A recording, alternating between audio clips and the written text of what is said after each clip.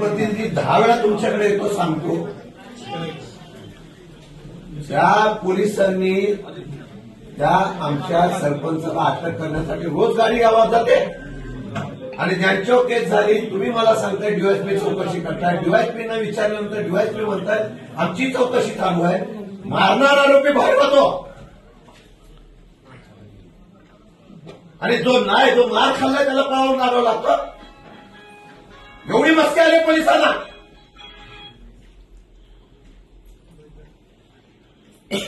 गरिबांना न्याय आहे का नाही? त्यांना या दोघं जण, तुम्हाला मी सांगितलं होतं सीसीटीव्ही फुटेज बघा, 11 जणांवर केस टाकली. 11 जणांवर. तुम्हाला मी विनंती केली होती सीसीटीव्ही फुटेज मध्ये जे कोणी असतील त्याला पकडा.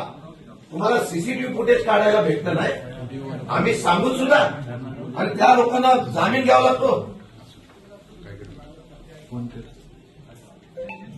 कारवाई 23 दिवस झाल्यानंतर सुद्धा होत नाही, त्या लोक बाहेर आले नाही.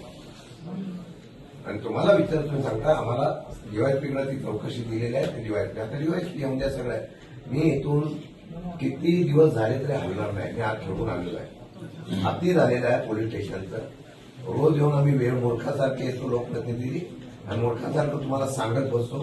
तुम्हाला जे करायचं तुम्ही करताय. माझ्याकडे व्हिडिओ क्लिप आहे, ऑडिओ क्लिप आहे, ती पण मी पोलीस स्टेशनची आता बाहेर देतो.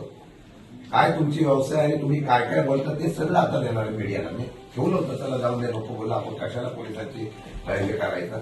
पण तुम्हाला सगळं जर व्यवसाय बेकायदेशीर अवैध धंदे चालू ठेवायचे, मग तुमचे फोनवरचे संभाषण माझ्याकडे आहे. त्या संभाषणमध्ये तुम्ही सांगताय तो कोण कोण दारूचा धंदा चालू करतो तुम्हाला सांग, तुला काय काय नाही, तुझा धंदा चालू ठेव का मला माहिती दे. सगळं माझ्याकडे रिपोर्ट आहे. मला या केसबद्दल निर्णय काय देणार तुम्ही सांगा, नाही तर एसपी नाही तर बोलून घ्या.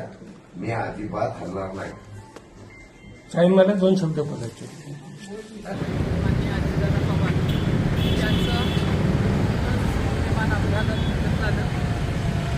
सातारा शहराच्या वतीनं सर्वप्रथम त्यांना श्रद्धांजली वाहतो. आपण पाहतोय कोरेगाव मध्ये जो काही पोलिसांचा मनमानी कारभार चाललेला आहे. आसरे गावातील सरपंच आणि उपसरपंच यांच्यावर हल्ला करूनही त्यांच्यावरच गुन्हे दाखल करण्यात आलेले आहेत. असा हा तिथले पोलीस निरीक्षक जे बल्लाळ आहेत त्यांनी कोणतीही ॲक्शन घेतलेली नाही. उलट ज्यांच्यावर हल्ला झाला आहे त्यांच्यावरच त्यांनी गुन्हे दाखल केलेले आहेत. या प्रकारचं जे तिथं मनमानी कारभार पोलीस प्रशासनाचा चाललेला आहे हा कदापिही राष्ट्रवादी काँग्रेस पक्ष हे कदापिही सहन करणार नाही. आमचे नेते माननीय शशिकांत शिंदे साहेब तिथं आंदोलनासाठी बसलेले आहेत. त्या आंदोलनात जर का त्यांनी चांगल्या प्रकारे प्रतिसाद नाही दिला तर हे आंदोलन संपूर्ण आम्ही सातारा जिल्ह्यामध्ये उभं करू, एवढंच मी सांगू इच्छिते.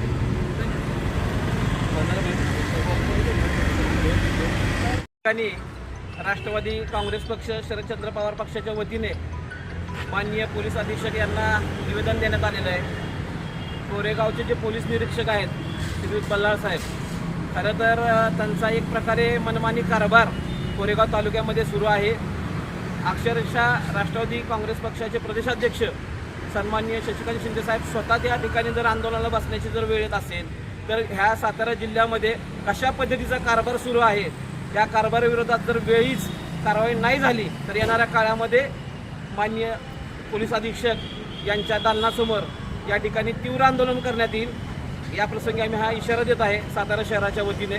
आणि खरं तर कोरेगावमध्ये ज्या पद्धतीने पक्षपातीपणा सुरू आहे, गुन्हे दाखल करत असताना पक्षपातीपणा केला जातोय. कोरेगाव शहरामध्ये अवैध धंद्यांचं जाळं अक्षरशः वाढलेलं आहे. त्या अवैध धंद्यांमधून मिळणाऱ्या पैशामुळे गुन्हेगारी अक्षरशः बोकळलेली आहे. खरं तर ह्याची गंभीर दखल मान्य पोलीस अधीक्षकांनी घ्यावी अशी मी विनंती करतो या प्रकारे या ठिकाणी. खरं तर येणाऱ्या काळामध्ये ह्याची जर गंभीर दखल घेतली गेली नाही तर राष्ट्रवादी काँग्रेस पक्ष शरदचंद्र पवार पक्षाच्या वतीने या ठिकाणी तीव्र स्वरूपाचं आंदोलन करण्यात येईल, एवढंच या प्रसंगी आम्ही सांगतो.